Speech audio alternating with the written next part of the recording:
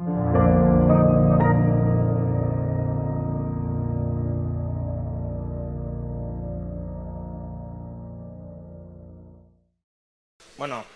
estamos ante la penúltima conferencia del 9º Congreso de Economía Austríaca. Tenemos el placer de contar con el profesor Milancho Bastos, pues bueno, una personalidad destacada dentro de la escuela austríaca y desde luego una persona y un académico muy querido en el Instituto Juan de Mariana.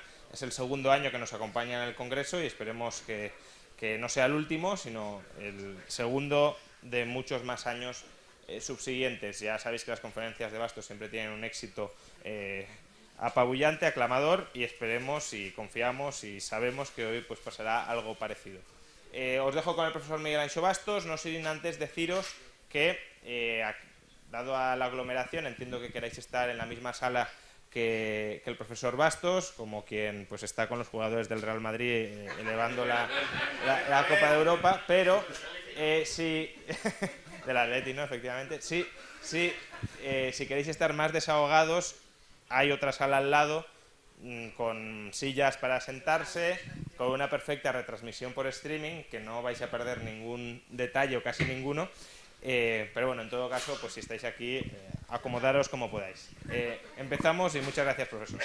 Muchas gracias, y no sé por qué tanta velocidad inmerecida.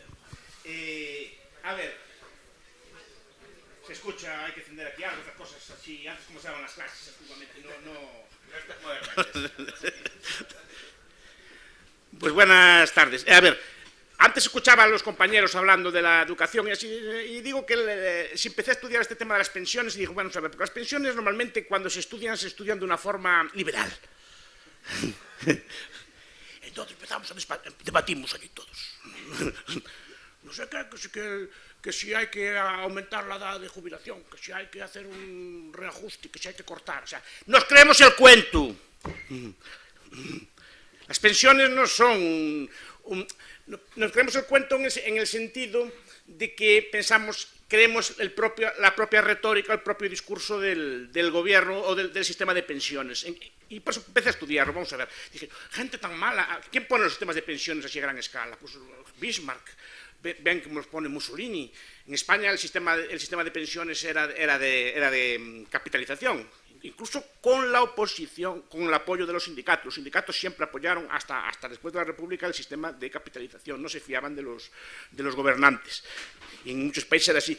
Y digo, entonces lo pone Mussolini, lo pone Franco. Digo, qué gente más buena. Digo yo, que piensan en el bienestar del obrero. Digo yo así, no. Entonces, vamos a ver, algo no cuadraba. Y empecé a estudiar, ¿no? Entonces, si ustedes leen la literatura sobre pensiones, y a mí me gusta mucho leerla, el discurso oficial, el discurso es muy semejante a lo que hablábamos antes de la educación, en el sentido de que es algo bueno, que bueno es el Estado, mira qué funciones sociales más buenas hace, etc. Es la cara buena del Estado, es la cara bonita del Estado, es el impuesto perfecto, es una cosa ideal, porque atiende a los viejos, a los discapacitados, etcétera, da un montón de pensiones, y es casi imposible atacarla. De hecho, casi no hay ataques radicales contra las pensiones. El ataque es saber cómo podemos hacer para hacerlas así que sean sostenibles, hacemos unos fonditos de inversión así que sean bonitos y así que las complementen, y vamos a buscar sistemas así nocionales, ¿no? Que es la palabrería que se usa ahora. Entonces empecé a estudiar este tipo de temas, porque a mí me gusta mucho estudiar el Estado y me gusta mucho estudiar este tipo de cosas, y vi que no había, e incluso los liberales, por eso lo digo, cuando estudian el tema de las pensiones lo echan en términos de sostenibilidad, y empiezan a ver las pensiones como si fuese pues, algo distinto del aparato del Estado. Y nos creemos el cuento porque la seguridad social forma parte del Estado, como la justicia, como la sanidad, como la educación, como cualquier otra, las obras públicas, cualquier otro tipo de cosas que hay. Es exactamente igual, forma parte del bloque de estatalidad, exactamente igual que otra cosa, solo que tuvieron la astucia suficiente de hacer un presupuesto aparte y de crear esas funciones aparte y crear supuestamente unos impuestos para justificar esa prestación. Crearon la idea del impuesto finalista, igual que Calvo Sotelo, en los tiempos de la dictadura de Primo de Rivera, inventó la idea del presupuesto extraordinario. Como tenía déficit, pues hizo un presupuesto que le daba equilibrado, y hizo uno complementario a posteriori que le daban déficit, y ya está. Pues esto es algo semejante. Inventan una cosa, quieren hacer una serie de políticas redistributivas, porque básicamente el sistema de pensiones es política de redistribución, y inventan la idea de que cuando usted lo paga, lo está pagando para algo, o sea, que hay una relación evidente entre lo que usted paga y lo que usted cobra. Y no es eso. Entonces, normalmente discutimos en términos errados, en términos equivocados, discutimos en términos a ver cómo podemos hacerlo sostenible, a ver si, ¡ay, este año entramos en déficit! pensiones, está todo en peligro, está todo tal. No, señor, no quiebra. Quiebra si, lo dijo un izquierdista, lo dijo Robert Reich. Quiebra si quiebra el Estado. Si no quiebra el Estado, no quiebra, porque simplemente quitan fondos de la educación, quitan fondos de la sanidad, o suben impuestos, hacen cosas, y mantienen las pensiones. La idea, el error, es pensar que es algo aparte del resto. ¿Por qué? Y empezamos, ay, hablamos del fondo de pensión, ¡qué malo es el PP! Es malo que se comió nuestra hucha de las pensiones. ¡No hay hucha! Nunca hubo hucha. Y eso es por eso me digo que muchas veces cuando leo la prensa, incluso la prensa liberal, se quejan de que comíamos la hucha. Nunca hubo hucha. La hucha, eso ya es, la hucha esta, el Trust Fund, esto lo inventó Roosevelt, Almagro y todos los teóricos del New Deal, crearon un sistema de fondo de reserva que consistía en que los superávits del sistema de pensiones, que fueron muchos, a ver si me explico. El sistema de pensiones es un impuesto. Es un impuesto que durante mucho tiempo fue un impuesto de enorme recaudación. Ustedes piensen en el sistema de Bismarck, piensen en el sistema de Roosevelt. 10, 12 millones de obreros a pagar y 20 o 30.000 a cobrar. Porque se cuidaron mucho de poner la edad de jubilación a los 70 años. Al principio, después la bajaron. A los 70 años. O sea, millones a pagar, decenas de miles a cobrar. ¿Eso qué es? Para burlar eso, crearon la idea de que había un trust fund, que había un fondo de reserva, que se guardaba allí eso. El fondo de reserva es ese superávit, parte de él, porque otra parte ya está gastado, se cogía y se le adjudicaba al fondo de reserva, o el trust fund. El trust fund entonces inmediatamente compraba deuda pública, o sea que el dinero volvía a la misma mano que se lo dio. O sea que ese dinero ya está gastado. Ya está gastado. Y a cambio le emite una deuda pública. Deuda pública que si quiere cobrarse para vender hay que venderla en el mercado secundario, pero hay que venderla igual, y solo que en vez de pagar intereses, los intereses, por cierto, también se pagan con más deuda. Eso también hay que decirlo, no meten allí en el cerdito una hucha, allí todos los meses los intereses le pagan con más deuda, es decir, que ya está gastado también. En caso de necesidad lo que hace es vender deuda pública, que a efectos económicos es como emitir deuda nueva. Efectos contables no, pero efectos económicos sí, porque esa deuda hay que venderla, hay que pagar los intereses a una figura externa en vez de pagártelos a ti mismo. O sea, nunca hubo nada. Aparte que el caso, que al ser deuda pública, si el Estado quiebra, el fondo quiebra, porque el papel español tampoco valdría nada en ese momento. Es decir, aparte de eso. Entonces creó una retórica con unos cuentos. ¿Por qué? Porque es y fue durante decenas de años un impuesto enormemente lucrativo. Enormemente lucrativo. Bueno, al principio para atraer a la gente. De ahí vienen las comparaciones con el sistema de Ponzi, que no es un sistema de Ponzi. Pensar que es un sistema de Ponzi es entrar en la propia retórica del sistema. Pensar que es un sistema autónomo. No es autónomo, no es Ponzi. Simplemente, si hace falta dinero, se emite deuda, se le pide a Draghi, o como hace Syriza, se le emite bonos o lo que sea, se los descuentan. Es decir, pero no es un sistema de Ponzi porque no es un sistema autónomo, está perfectamente engranado con el Estado. Los beneficios del sistema fueron siempre al Estado y ya están gastados, no hay nada ahorrado, es un sistema de reparto. No hay nada. O sea, sus pensiones futuras la cobrarán con los ingresos futuros que tenga el gobierno en su momento y cobrarán lo que digan sus nietos que deben ustedes cobrar. No, porque otra cosa, el sistema de pensiones se vende con retórica de seguro. El famoso juicio de los Amis demostró que no. Es decir, los Amis, como saben ustedes, es una secta anabaptista que hay en Estados Unidos que no les gusta mucho así el Estado. Tiene una religión muy estricta, es muy ludita, muy pretecnológica, y tienen prohibido asegurarse por religión, tienen prohibido el seguro, porque dicen que solo Dios proveerá, etc. Entonces tienen prohibido el seguro, también como algunas comunidades islámicas tienen prohibido el seguro.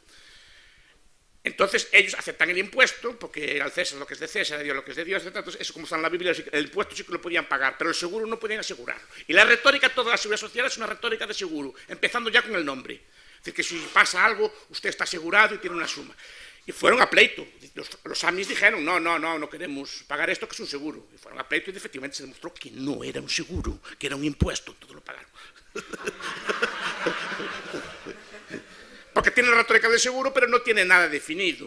Es decir, ustedes tienen derecho, Por eso lo comparo con la sanidad, la educación. Usted tiene derecho a educación, pero no le dicen ni cuánta, ni cuándo, ni de qué calidad, ni cuántos años le va a durar, ni cuánto le va a costar, ni nada. Lo mismo pasa con las pensiones. Usted tiene derecho a una pensión.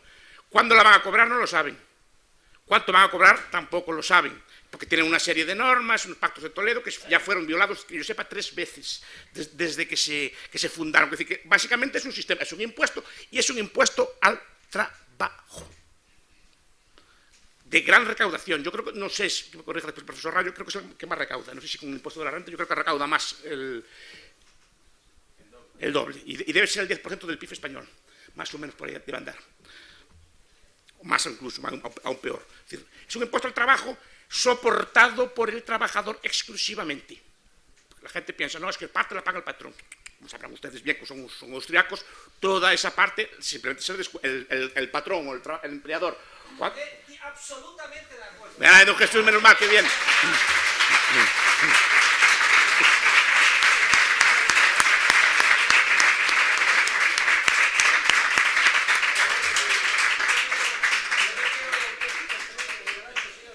Estoy hablando de sus temas, don Jesús, pero más duro que usted.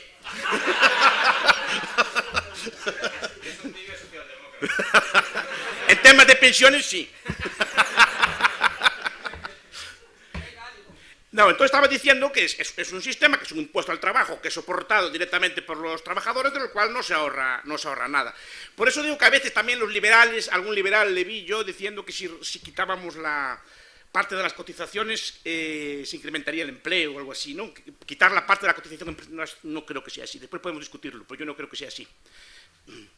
No creo que sea así. Porque ese impuesto ya está siendo soportado por el trabajador. El empleador no está soportando nada. El empleador sí. El empleador lo recauda. Que muchas veces se dice, no, es que las aseguradoras y los fondos, no sé qué, tienen unos costes de gestión enormes. Claro que tienen los costes de gestión enormes las aseguradoras y los fondos de gestión, porque el Estado externaliza los costes en millones de empresas de todos los costes. Es decir, todos los costes de gestión, de recaudación, etcétera, están externalizados entre todas las empresas españolas. Es decir, así claro que tienen costes de gestión baratos. No te fastidies. Obliga a todas las empresas a tener un gestor o empresas de un tamaño, a tener un gestor de las pensiones de sus trabajadores, que las cotizan, etcétera. Así claro que no tiene costes de gestión, ya se nos impone a los demás. Entonces la idea es esta, que es un impuesto que ya está gastado. Y digo, pero no es la retórica que nos venden la idea esto de que sí, si ajustamos el modelo de pensiones, que si hacemos esto, que si la natalidad, que si la inmigración, que si cosas positivas. No, señor, es un impuesto, no va a quebrar nunca, porque no quiebra, quebrará el día bendito, es decir, al Armagedón, el día que quiebre el Estado. Pero, mientras tanto, no va a quebrar. Y digo, ¿y por qué es tan importante esto para el Estado? Repito, que es la cosa de la ponencia. Supongo que esto estarán de acuerdo más o menos conmigo. Es decir, que montan un artificio contable, le llaman seguridad social, es igual que si lo ponen con la educación, con la sanidad, lo que sea. Es decir, lo pueden hacer. Es que la sanidad, la educación no va a quebrar porque no cubren las tasas de universidad, no cubren los costes. Entonces va a quebrar. No, sacando toda parte del dinero y ya está. Pues las pensiones lo mismo, es que no llega el dinero de las pensiones, pues quitarán otra parte, o pagarán menos, o pagarán lo que les dé la gana, pagarán cuando les dé la gana. Mira, los economistas de pensiones dicen, por ejemplo, en la última reforma entre Zapatero y Rajoy bajaron las pensiones un 35%. Un 35%.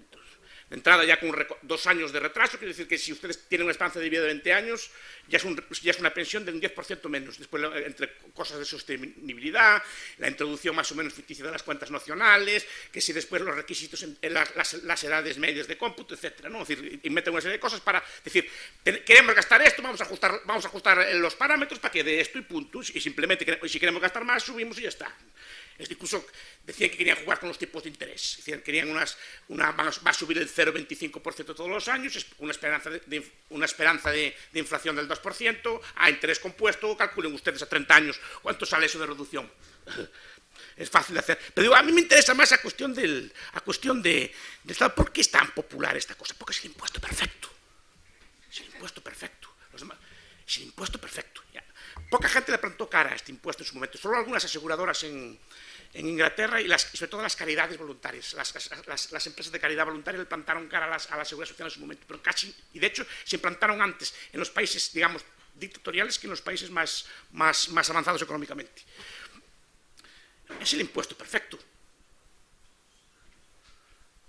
¿Por qué? Primero, porque no se percibe como un impuesto.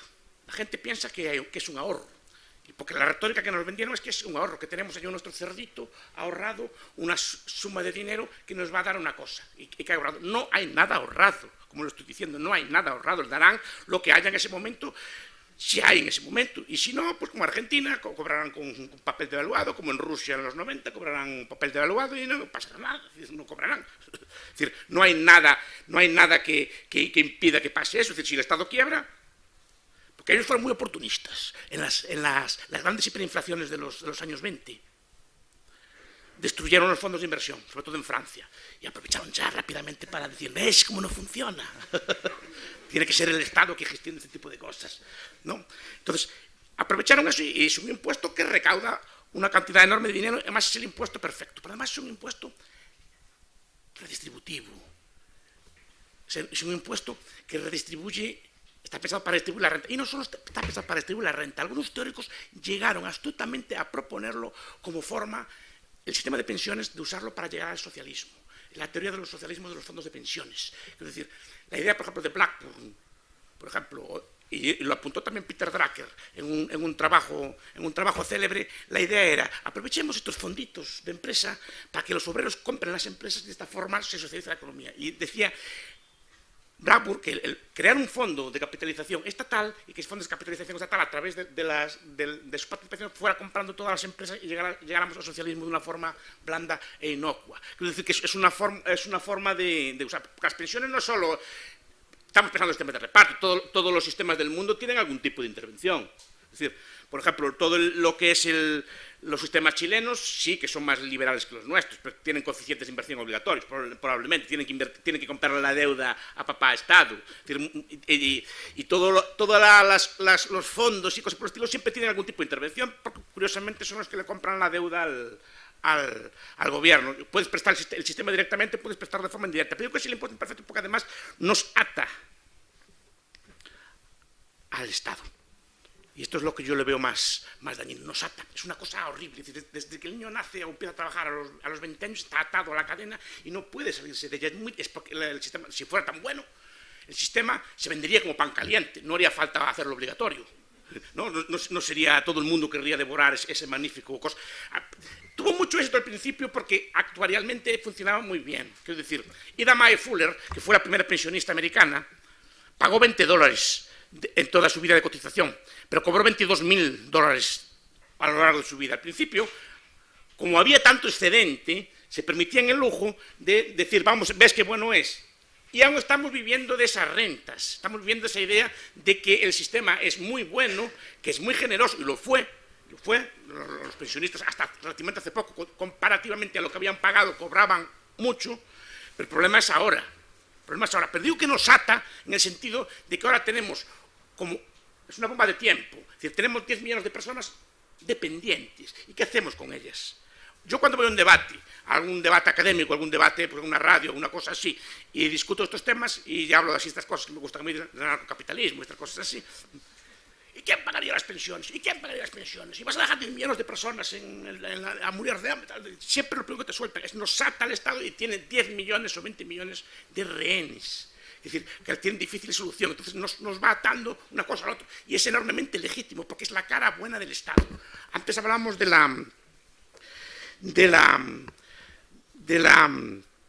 y genera millones de interesados.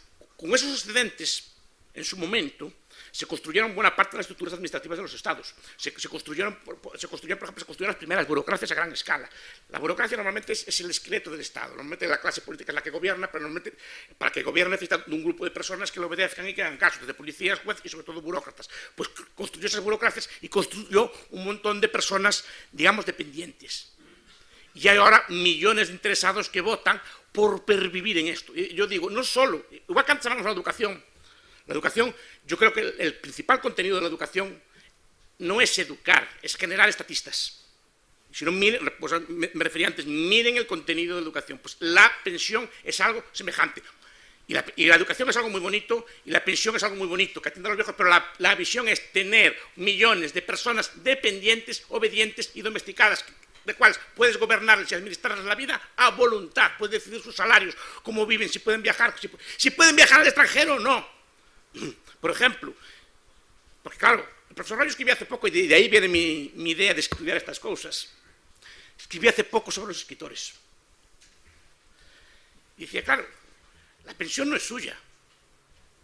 Usted cotizó toda su vida, pero llega a una edad, usted quiere seguir escribiendo, por ejemplo, y dice el Estado, no puede usted seguir escribiendo. Y dice Montoro, ¿y por qué? Porque lo digo yo, porque tu dinero no es tuyo, es mi dinero y te lo pongo yo a las condiciones. Pero quien dice los escritores dice muchas cosas. Ustedes, por ejemplo, cotizaron, pagaron durante 30, 40 años de su vida y tienen derecho a su pensión, ¿por qué no pueden seguir trabajando? Dependiendo del tipo de trabajo que tengan. Si tienen un trabajo intelectual, o tienen un trabajo agradecido, o tienen un pequeño comercio, y pueden seguir, ¿por qué no pueden? ¿Por qué no les dejan? Es decir, o sea, ¿y por qué no pueden casarse otra vez? ¿Quiénes son para meterse en su vida? No sé si me explico. Es decir, introduce una serie de intervenciones, de controles en la vida, que no es normal. Y además decide usted hasta qué años va a trabajar, dónde va a trabajar, cómo va a trabajar, qué puede usted trabajar, si puede compaginar con otros trabajos, etc. Es decir, esta es la idea yo que les quería plantear. Porque la idea es esto, es un impuesto. Lo que busca básicamente es controlar todo esto, redistribuir rentas. Como saben ustedes, los sistemas de pensiones actuales priman más a las pensiones bajas y la diferencia se reduce cada vez más entre las pensiones bajas y las pensiones altas, es decir, no hay ningún tipo. Y además, con las ideas que hay ya de destopar, quitarle el tope a la cotización, de tal forma que ustedes cotizarán por lo que ganen, pero cobrarán una pensión máxima congelada, está en el programa de Podemos, no estoy diciendo nada del otro mundo. La idea es esa, la idea es que la pensión no es un sistema de previsión, no tiene ninguna lógica de seguro, no tiene ninguna lógica actuarial, no sigue los principios de un seguro, simplemente es un impuesto y que dice en la letra que si paga ese impuesto que usted cobrará algo el día de futuro, pero repito, no hay nada asegurado. Lo único que dice que cobrará un impuesto igual que tendrá educación o tendrá sanidad, lo que le den después es otra cuestión. Entonces digo, la idea de esta conferencia, o de esta que no es una conferencia, esto es un congreso. Yo no vine aquí a dar una conferencia, los congresos se vienen aquí a discutir. Conferencia va a dar don Jesús, que es el que sabe.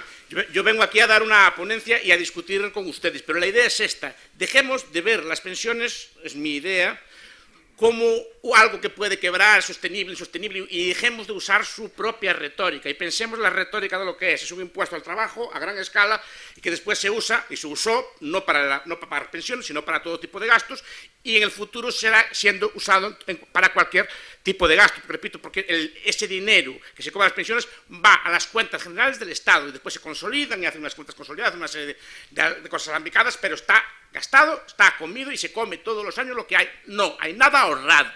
Eso es lo que estoy diciendo. Ahora comenten si quieren.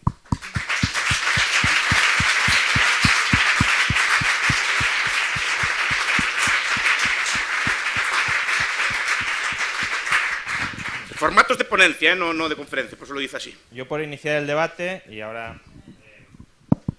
paso rápidamente el micro, ¿no crees que adoptar esta perspectiva ahora es concederle una victoria al Estado? Es decir, el Estado nos ha estado prometiendo que el sistema se comportaba de una determinada manera, cuando no se comportaba, pero había asumido ese compromiso, y tú ahora básicamente estás diciendo que nos olvidemos de todo lo que ha prometido el Estado y de que, sí, asumamos que era una mentira y que tiene razón. Pero eso es desatar al Estado del mástil del que se había atado, y eso por tanto le facilita las cosas, porque si tú planteas que el sistema, como se ha comprometido, es contributivo, si ahora rebaja las pensiones está quebrando, y podemos denunciar que el Estado administra un fondo que está quebrado. En cambio, si dices que es un impuesto, no quiebra. Pero es que el sistema de pensiones es una mentira ya desde el principio, no es una cosa que le demos legitimidad, y contarlo no sé si yo mi lucha no es por el sistema sea sostenible, no, yo no quiero reformar el sistema, yo quiero explicar cómo funciona, a mi entender, igual que explicó Melián antes, cómo funciona realmente el sistema, y después ustedes sacan sus conclusiones o no, si se fían de él o no. Yo no me fié de él. De entrada ya por la cosa tan simple del fondo de reserva, ya es la primera mentira, pero después toda la retórica del seguro, de las pensiones, no hay ningún seguro, no hay una prestación definida. Es decir, ustedes prometen una cosa, además le cambian las condiciones en medio del contrato, cosa que ustedes, por ejemplo, a ningún banco le tolerarían. Si ustedes hacen un depósito en un banco, por ejemplo, le dice, hago un depósito a plazo a 2 años, y cuando llega usted a cobrar, le dice, no, ahora no tengo ya por cuestiones de sostenibilidad del sistema, espéreme 6 meses más o 1 año, ya le daré yo. ¿Qué dirían ustedes? ¿Está usted robando? ¿Qué? Sí, también, pero digo que la visión no es una visión técnica, es que quieren entrar en tecnicismo, porque yo pasé muchos años estudiando técnicamente el tema. Pero esto no es así, no es así. Es entrar en la legitimidad. Es decir, es igual que pensar que la educación está para educar a los niños. La educación no está para educar a los niños. La educación está para meterle valores estatistas a los niños, que es muy distinto. La geografía, las matemáticas, todo. La matemática es la peor.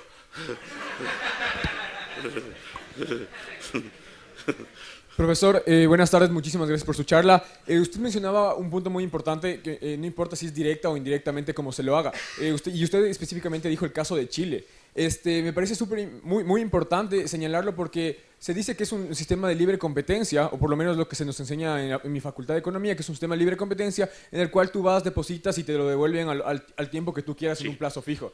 ¿No es un sistema liberal, si se puede decir? Es más liberal que lo que hay. Pero funcionan con licencia, si no me equivoco, tienen unos requisitos de acceso. No sé si me atrevería a decirme si tienen coeficientes de inversión obligatorios o no. Desde luego sí que son compradores de... Y su sistema obligatorio también, además. Y son compradores de deuda pública masivamente también. Pero si quitamos ese sistema, o sea, si ya no sabemos que sean obligados a comprar deuda... Muchas gracias. Si ya no sabemos que sean obligados a comprar deuda pública, entonces sería un sistema viable, sería un sistema en el cual ya no sería un impuesto. A ver, yo en general, y eso que yo tengo uno, además con don Jesús,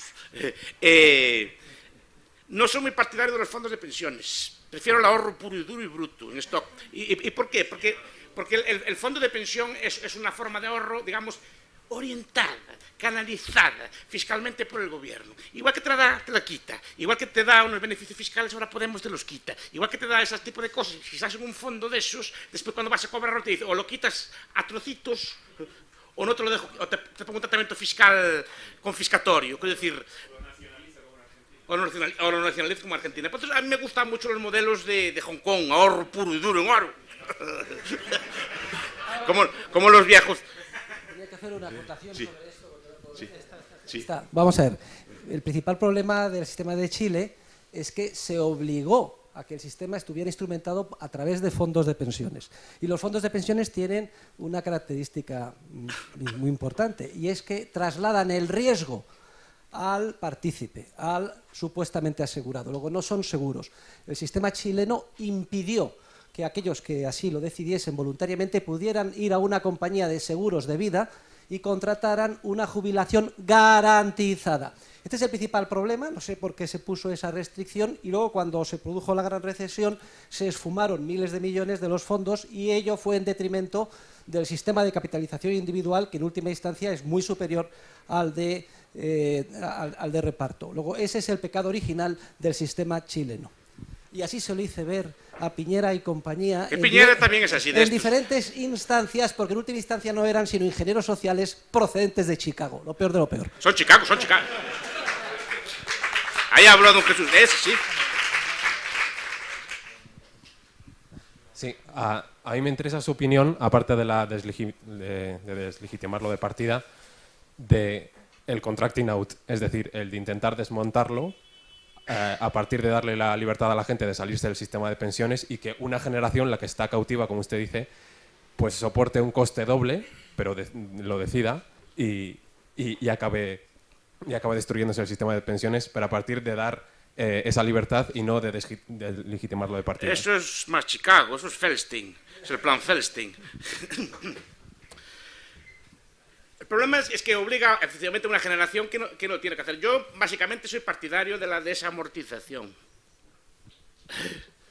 Y así de crudo lo digo. Porque el sistema de plan Feldstein sí que uno pague doble y tal, pero al final más o menos sería algo parecido a transformar el sistema actual en una especie de sistema chileno, también orientado y guiado. Yo defiendo desamortizaciones, es decir, como hizo también en parte Pinochet. En parte de lo que hizo en ese aspecto fue vender activos, y con esos activos dotar los fondos de jubilación después. Yo también sería partidario de vender, ya lo dije muchas veces, cuando decía yo era un loco, cuando lo hace Chichiza está bien, de vender playas y de cosas así. No, el Estado español tiene muchos activos, muchísimos activos, y muchos de gran valor. Se pueden desamortizar y con esa desamortización, me supongo que habrá que hacerlo de una forma ordenada, tampoco estoy diciendo que sea así, supongo que técnicos hay para este tipo de cosas, pero tendría que ser una cosa así, de ir amortizando año a año las pensiones, no todos de golpe, pero sí ir amortizando las pensiones dotando un fondo a los e intentar salirse del sistema así. Y que puede ser el ahorro en stock, puede ser el ahorro en pensión, puede ser el ahorro puro y duro y bruto. Y cuidado, los sistemas de ahorro históricos no solo es lo que hace, sino lo que no hace. Es decir, históricamente los sistemas de previsión eran familias, eran parroquias, eran iglesias, eran todo tipo de instituciones privadas y caritativas que prestaban ese tipo de funciones. Incluso había formas de contrato, tal forma que yo, por ejemplo, un señor como yo, que soy soltero, etcétera, si voy viejo, pues hablo con una persona joven, le cedo mis tierras, le cedo mis propiedades, a cambio de que me cuide de mayor, y se queda con las tierras. Ese tipo de contrato está muy establecido ya desde la Edad Media, es decir, que son contratos para atender a los más ancianos. Es decir, esa es la idea de la previsión, es decir, de buscar fórmulas de este tipo, lo que hace y lo que no hace. Yo creo que el buen asesor fiscal no solo, por ejemplo, no solo tiene que decir tenga fondos, sino no meta usted en líos, no tenga usted deudas, no se meta usted en cosas, no sé si me explico, es hacerle también meter conducta sana. Por ejemplo, antes la gente tenía hijos, entre otras razones,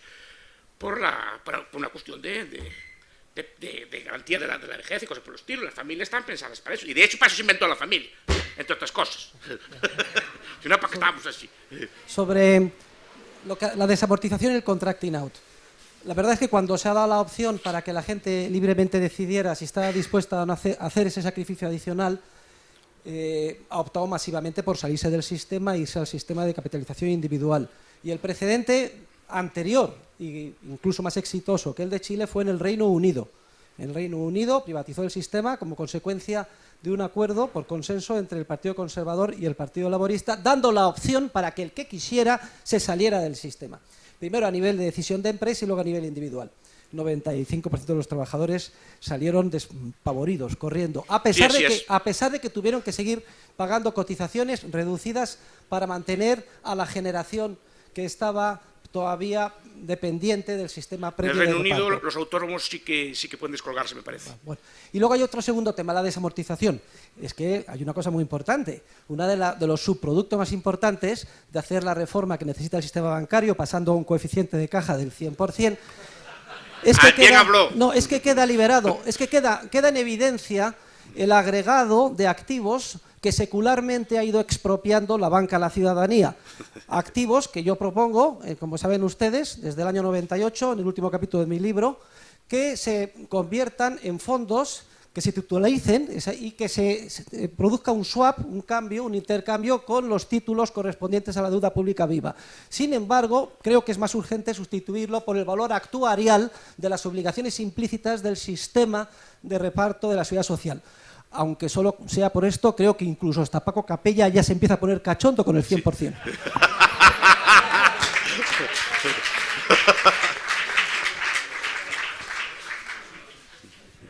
Más preguntas. Profesor Bastos, ha hablado ante usted en su análisis, que es muy interesante, de plantearlo como impuesto o transferencia, pero realmente en el sistema actual sí se crean pasivos contra la contribución. Otra cosa es que lo que se pague es lo que quede. Pero vamos a ver, ¿qué pasivo tiene usted, por ejemplo? No digo yo, cuando se contribuye al sistema de pensiones, sí, se crea un derecho de cobro contra lo que quede. Un derecho de cobro, pero sí, un derecho de cobro. Vean, no le dicen ni cuánto, ni cuándo, ni dónde, ni cómo. No, es contra lo que quede en la caja cuando te toque cobrar. No, en lo que se ingresa ese año, la parte que te toca, que te dice el Estado que te toca, pero tienes un derecho de cobro.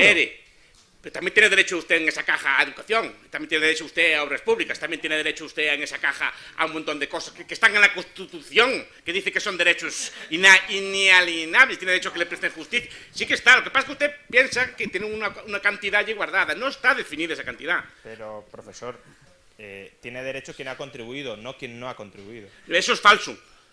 Por un motivo, porque en España con ese superávit se dieron un montón de pensiones no contributivas. Y más, son las que suben siempre las pensiones. Si no prueba usted que no cotice, llega viejo y ya verá, ay, el pobre rayo que lleva una vida de De crápula, pobrecito, hay que dar una paguita, no vamos a dejarlo ahí que muera de hambre en el medio de las cosas. Al final le acabaría cobrando y le daríamos una paga no contributiva. Pero es que lo otro tampoco.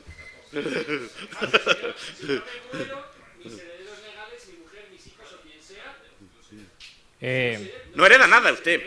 Y si se muere a los 64 años...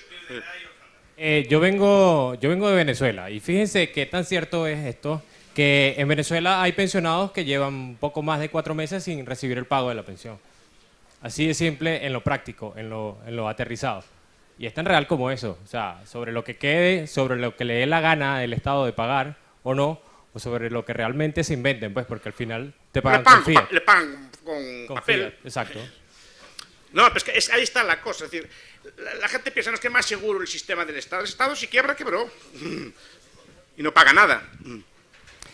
Miguel Ancho, me ha parecido muy interesante, de acuerdo en casi todo, pero incido en las cosas que te está diciendo Rayo. La idea de que sea un impuesto finalista es muy buena, precisamente porque vences al menos marginalmente el problema del cálculo. Dices, ¿qué unidades tiene el Estado y cuáles están yendo mal y cuáles están yendo peor? Ninguna va a ir bien, pero al menos las tienes separadas. Y puedes hacer una contabilidad separada de, señores pensionistas, miren lo poco que van a cobrar ustedes en el futuro, porque tal y como está organizado en el sistema, solo van a cobrar ustedes de lo que recauden de los impuestos de los trabajadores.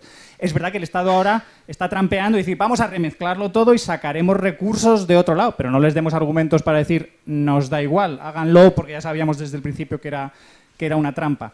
La hucha de las pensiones, perdón, pero claro que existe, y no es lo mismo que esté llena que esté vacía, porque tú estás diciendo, es algo que el Estado se debe a sí mismo, luego es un absurdo. Al revés, precisamente, porque como el Estado se lo debe a sí mismo, no se lo debe. Es decir, es algo, un pasivo menos del Estado. En el momento en que esa hucha esté vacía, ya verás cómo la carga financiera total del Estado es mucho menos asumible. Es decir, en la medida que exista esa hucha, estaremos mejor. Y una pena... Una cosa más, si puedes desarrollar más, porque me parece muy interesante el tema de los socialismos del fondo de pensiones, no sé cómo propondrían que se gestionara. Si proponen que el socialismo de fondos de pensiones es que el Estado gestione esos fondos de pensiones de los trabajadores, muy mala idea. Pero si lo que pretenden es que los trabajadores se hagan copartícipes o accionistas de sus empresas o de otras empresas que su propio sindicato decida, digo, eso es una manera de disciplinar a los trabajadores, de decir, chicos, nada de huelgas, nada de sabotajes, que nos estamos cargando nuestras propias empresas. Luego, no es una idea tan tonta y se puede ir explorando. No es, para nada. Digo que el fondo de pensiones es, vamos a ver, si tuviera el fondo de pensiones fuera un fondo soberano, tipo el noruego o cosa por el estilo, no tendría nada que objetar. Simplemente compran activos de otros sitios, otro tipo de cosas. Esto es equivalente a lo que hacen a muchos obreros que invierten en su propia empresa. Puede estar muy bien, es muy loable, pero si se quiebra la empresa, quedan sin trabajo y sin ahorros. Es decir, entonces es algo semejante. Y lo que estoy diciendo es que está gastado, en el sentido, porque si lo gastara al principio el Fondo de Reserva Español compraba activos, por ejemplo, tenía deuda holandesa, tenía deuda francesa, tenía deuda una serie de cosas.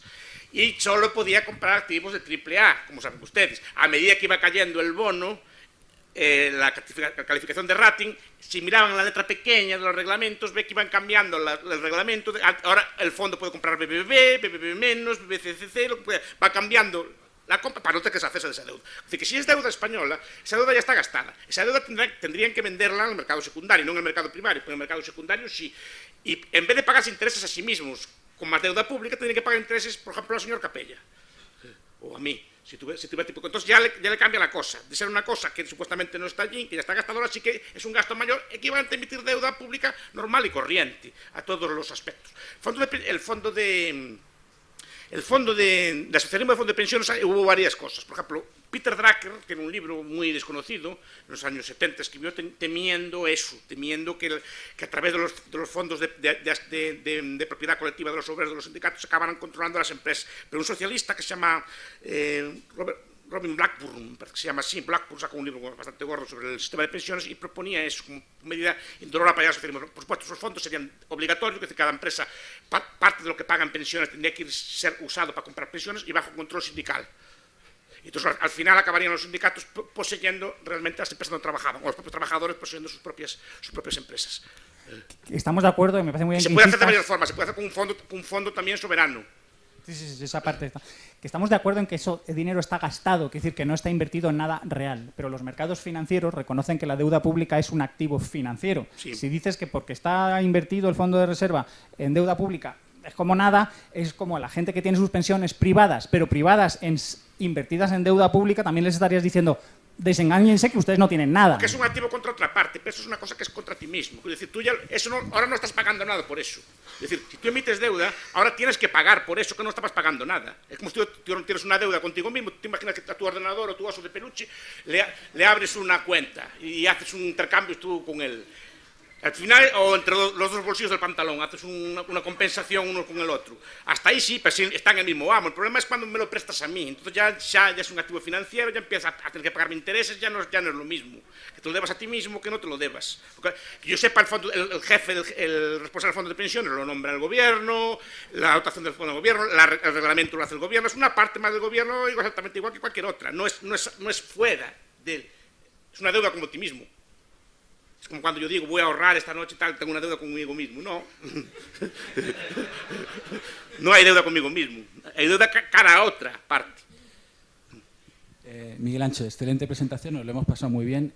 Yo lo que pasa es que creo que hay aquí una trampa y quiero tu valoración sobre ella. O sea, cuando tú ves esto desde ahora, desde el presente, y eres capaz de llegar a esas conclusiones que nos cuentas y calificas el sistema de seguridad social como otro tipo de impuesto y tal y cual, es muy fácil hacerlo desde este momento, pero mi pregunta es, ¿y los fundadores de estos sistemas de verdad eran capaces de pensar cuando lo fundaron que a 100 años vista esto sería realmente como un impuesto y el Estado se podría beneficiar enormemente de eso? No, es que ellos lo pensaron como un impuesto. Lo pensaron en el sentido de que vieron 10 millones de obreros a pagar, 50.000 a cobrar. Dice, masa de dinero para mí, no sé si me explico.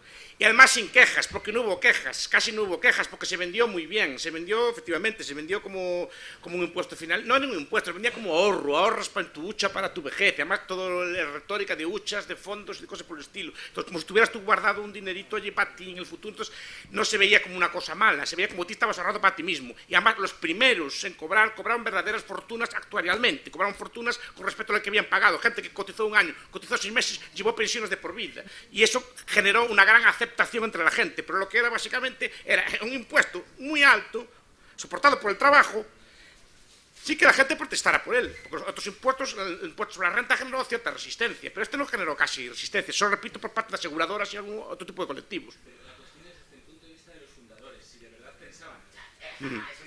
¡Hombre, claro, ¿cómo pensaba? O sea, o era, no, de verdad creemos que esto puede funcionar porque siempre habrá mucho más trabajo.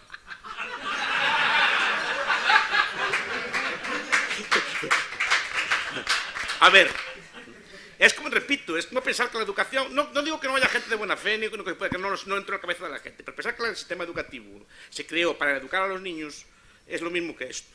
Pero si ustedes leen las memorias de Jules Ferry, de los creadores del sistema de educación nacional, de que no estaban pensados para esto, estaban pensados para crear italianos, para crear franceses, para crear súbditos que dieran la vida por la patria, que fueran a las guerras y que pagaran impuestos sin protestar. Y esto es algo semejante, es un impuesto, no sé hasta qué punto de maquiavelismo hay, pero lo que vieron ellos de repente fue enormes ingresos. Ustedes saben que la imaginación fiscal es enorme. Hay un libro muy bonito que está traducido en Mises Hispano sobre lucha, escape y fraude. Me parece que Charles Adams es un señor muy interesante que hace la historia. Mira si son imaginativos o no, los reyes, duques, aquella gente, cómo estaba todo el día pensando impuestos, gabelas, tasas, tailes y todo tipo de cosas para idear impuestos, para recaudar lo más posible. Y esto yo creo que por ahí va. Por ahí va. No sé si es bueno deslegitimarlo o no, eso es otra cuestión, pero por lo menos yo creo que se debería analizar así. Sí, señor Bastos, una preguntita nada más. Mire, vamos a ver, a mí me han vendido desde hace muchos años que nuestro sistema era un sistema de capitalización y que lo que hemos estado contribuyendo durante años y décadas al final lo recibiríamos. Esto traducido en números significaría que con una pensión media de 1.000 euros y 14 pagas al mes y 20 años de vida, que es la esperanza media de los ciudadanos en este país, a cada ciudadano aproximadamente se le deberían 280.000 euros. Sí, según el cálculo. Esto traducido por los 10 millones de pensionistas, que vamos a ser más dentro de 15, dentro de 5 o 6 años, en el peor de los casos estamos hablando de 2,8 billones, o sea, el 280% del PIB. Yo creo que el Estado me ha estafado. Este dinero se lo tengo que reclamar. Es un pasivo oculto que tiene en un cajón y no les ha querido dar explicaciones de él. Entonces, yo me pregunto, ¿se le podía denunciar al Estado por este fraude? Y por muchos otros. El problema No es ese. El problema es que cuando usted denuncia al Estado, el Estado es juez y parte. Y el Estado puede cambiar la ley diciendo que eso no es delito y ya está. Es el problema originario del contrato social. Que nunca hay un contrato social. Porque un contrato son dos partes que pactan algo y una tercera que resuelve. Cuando usted pacta algo con el Estado, no hay una tercera parte que resuelve. Que sea un impuesto, profesor Bastos, está claro, hasta la OCDE, cuando hace sus informes, la retribución, la imposición sobre el trabajo une IRPF junto con la Seguridad Social. Lo tienen clarísimo. O sea, es obvio. Y la cuota empresarial también. Todo junto, porque todo es un impuesto. Se tiene claro, pero no se nos vende así.